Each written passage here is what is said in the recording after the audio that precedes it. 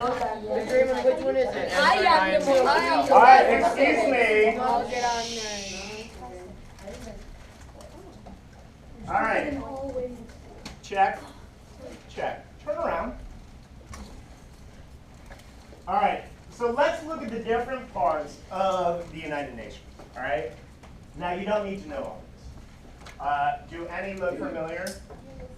UNICEF. Juan, UNICEF. what is UNICEF? It's like to take care of kids that it takes care of like kids that are in labor sometimes. Labor as in working. Labor isn't working. They actually have a separate part for that, but you're right about the kids. I know the atomic energy. All right. Well, let me finish. We'll come back to you.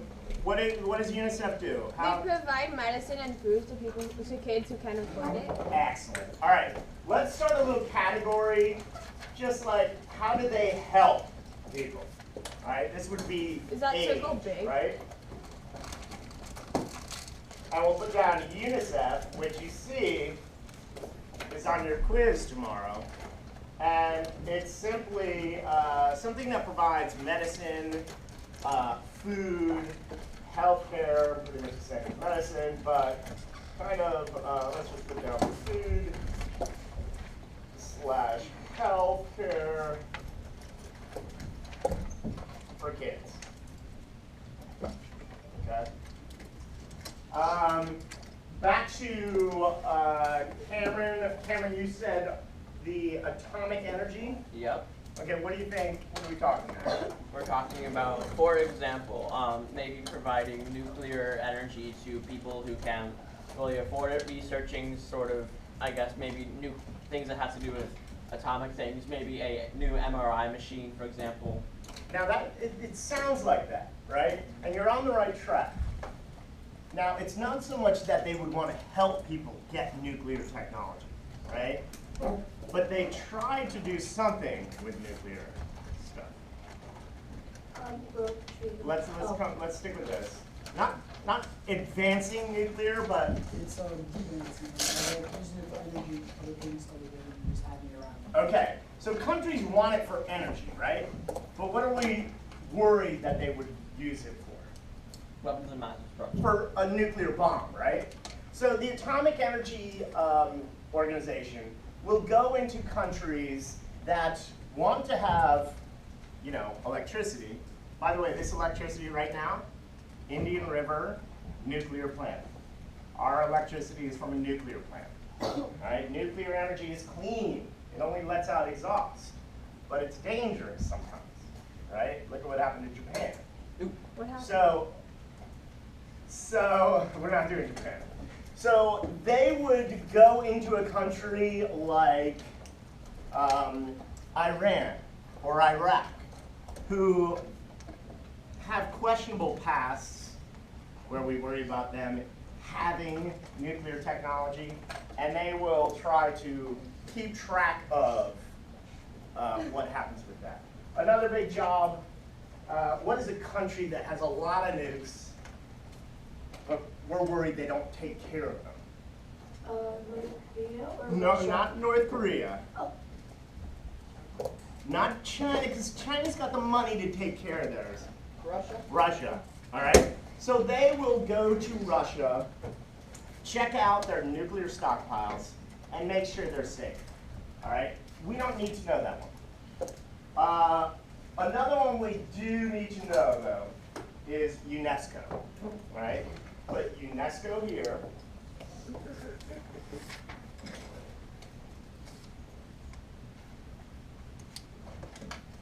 And is UNESCO on our quiz? It is not, but Joey, can you see what it is? What does UNESCO do? It is the United Educational Scientific, Cultural Organization. Okay, so this is to help advance education around the world. Right? A lot of countries can't afford schools. Schools are expensive. All right, so UNESCO helps developing countries build schools, and they provide funds for things like books and stuff like that. All right, other aid organizations, we see WHO, right? Who is who? About Danya? World Health Organization. The World Health Organization. All right, I was watching this PBS thing last week about Ebola. All right, and I thought about you guys because there were NGOs there, and there was this UN organization, right? And you guys had a test question that said, what is the advantage of an international organization or an NGO in fighting disease? Do you remember this question? It was talking about how disease, the answer was, do you remember this? They don't. Okay, wait, is this the one about keeping something from going to other countries? Yes. Keeping it trapped Okay. from spreading? Contained. From spreading good. Embargo. Ah, that's about trade, and that sounds like the same thing, right? But that's not it. People like the World Health Organization try to contain diseases so it doesn't like spread out across the world and totally annihilate the human race. Good. All right, and this country, one of the countries that had this big Ebola problem was a country called Liberia. And Liberia had no history with fighting Ebola. But an NGO showed up called Doctors Without Borders. Do you remember I mentioned them? Yeah. Doctors Without Borders. Again, forget borders. Disease knows no boundaries, right? But these guys can go to any country. Because they're an NGO, every country says, come on in, we need your help. Same with the World Health Organization. So both of them just cruised to Liberia, contained the cases of Ebola, helped these people out. They knew how to do it. They had experience, decades of experience of fighting Ebola. All right, and so this is the advantage of not having a government solution, because Liberia's government didn't have a solution. But you have an international organization, an NGO, and they can go right in. Countries don't care, they'll let them in, and they can fight the disease. Yes? The Doctors Without Borders organization showed up at my old school. They showed up at your old school? Where, what country? It's Spain. In Spain, okay. So it was like an educational thing. Yeah, because my school was in Greece and they were passing through there and they told them. And did you enjoy it? Yeah, I missed class. Oh, of course. Anytime you get out of class.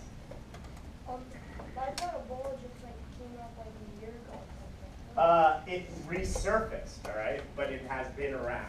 Oh, it has? Yes. Doesn't it also help, for example, like if people are sick in Russia, U.S. doesn't want to help them because U.S. like before the Cold War? Or does Russia want the U.S. help? No. Exactly. So isn't this another reason why like there's? That's the advantage, right? Yeah, Cameron. And I'd also like to point out that maybe the U.S. is sort of holding back on helping them because A, they put sanctions on them for invading Crimea and creating havoc in Ukraine. So I think it's they would kind of be a little held back, and and they're not like third world country or anything. No, we weren't offering help, and honestly, they don't want our help right now. Okay. So there's other things about labor, child labor, making sure people are working in safe conditions. But let's go to our other area. And really, this is probably the most famous part that most people know about, what's called the General Assembly. Now, I got a little worried. Someone was doing a test question about the right to assemble, and they didn't know what assemble means. All right? Gerardo was just talking about assemblies that his school has, and you guys love them because you get out of class. But what does the actual word mean to assemble? Raja. Come together and. Yeah, as a group, get together, right? Remember you had that question and they had pictures of protesters holding signs? Yeah? and it was about free speech, free press, right to assemble, all right? And the answer was assembly. Now, free speech it sounded like too. I don't think that was actually one of the choices. Right? But remember, repeat after me, to assemble To assemble. is to come together as a group. Is to come together as a group. Yes. Isn't it like to come together as a group peacefully? Hopefully, yeah. All right. The right is protected if it's peacefully. By the way, I just finally saw Selma on Sunday. Really good. It is. They had a weird scene. Does anyone remember in Selma, what were they trying to get past? This is an EOC question. They were, what do you mean, like the bridge? There was a law they were trying to get Or yeah, past. they were trying to get past the right to vote. Like, they wanted- Yeah, what's it called? They tried to pass, I forgot. Poll tax. It wasn't about poll taxes. They were talking about poll taxes, but it was, when they went to Johnson, they said, we want this. Like fair, like, it's. There was a name of it. By the way, you guys put it on a timeline. Wasn't it like, I forgot which one it was, but like, the right to vote cannot be denied based on race and color. Well, that's the 15th Amendment. This was different though. Remember, they had that amended, but weren't being protected. They were trying to get separate people. Voting Rights Act? The Voting Rights Act of 1964. 1965. Remember when you guys cut and paste this and put it on a flyer and then totally forgot what it was? Yeah. Yeah, you guys put it on a flyer. The Voting Rights Act of 19. And I was realizing when I watched the movie, maybe we didn't cover that enough. All right, off on a little tangent, right? So to assemble, we've got 191 countries. I know, right? I bet you couldn't name more than 50. How do you like, I don't have time, but I how do you tell the difference between countries and states? They have names and boundaries. And I know, but how do you know like which one's which? Remember, state is just a name that we use the word state differently than other countries do. States are countries for most people. All right, we're Florida unique. would be a country. Remember, just listen to this. We're unique, all right? We were 13 different little countries, right? But we united. So we came up with this name, United States. No other countries have states. State is a word we use to describe a country. Oh, okay, so states are the ones inside United States, and then the rest are countries? Yes, so we could say the state of Israel, right? We're talking about the country of Israel. Now, Israel probably has little districts, right? But they have cities, but that's a small country. Some countries, they would call their states provinces, all right? State, 99% of the time, we think of it as these 50 states, but 99% of the time when you're talking about states, you're talking about other countries. Is Paris considered, like, a country? Paris is a city inside a country that has no states.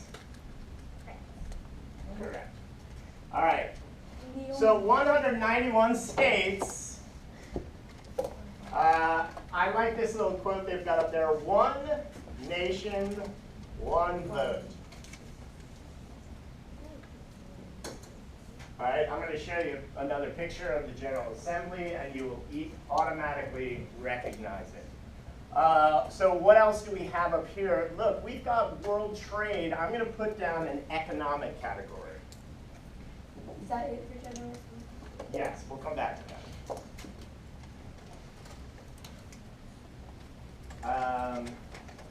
Economic.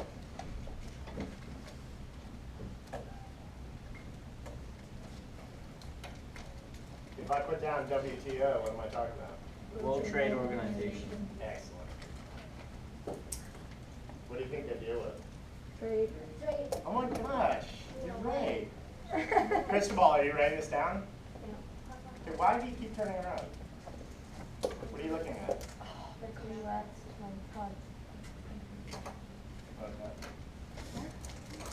I don't know. World Trade Organization. So I see some other stuff. All right, the IMF. Cameron probably knows. What's the IMF? Do you know? The International money. Monetary Fund. All right. This helps dealing with currencies. All right. Repeat after me. IMF. IMF. International Monetary Fund. International Monetary Fund. Let's see. I see some other stuff like about development. The World Bank. All right. The World Bank will lend money to third world countries. We see another organization about trade, development. Anytime you see development, you're usually talking developing economies. All right. So there is a little bit of an economic mission to the United Nations, all right? And it's mostly to help out countries that don't have economies. Of course, we have peacekeeping, which is the #1 mission of the United Nations, all right? Keep the peace. Are you writing this down?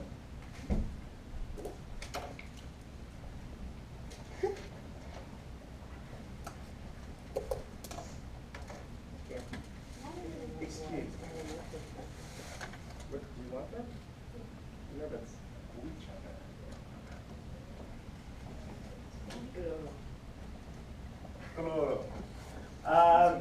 that. Okay. Now, peacekeeping, there's a group that we talked about inside the UN.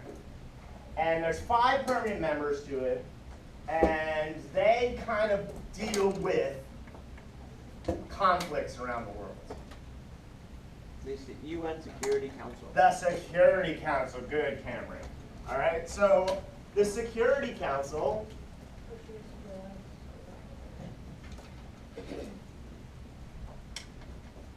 again, they have 5 permanent members. Danya, what's one of the permanent members?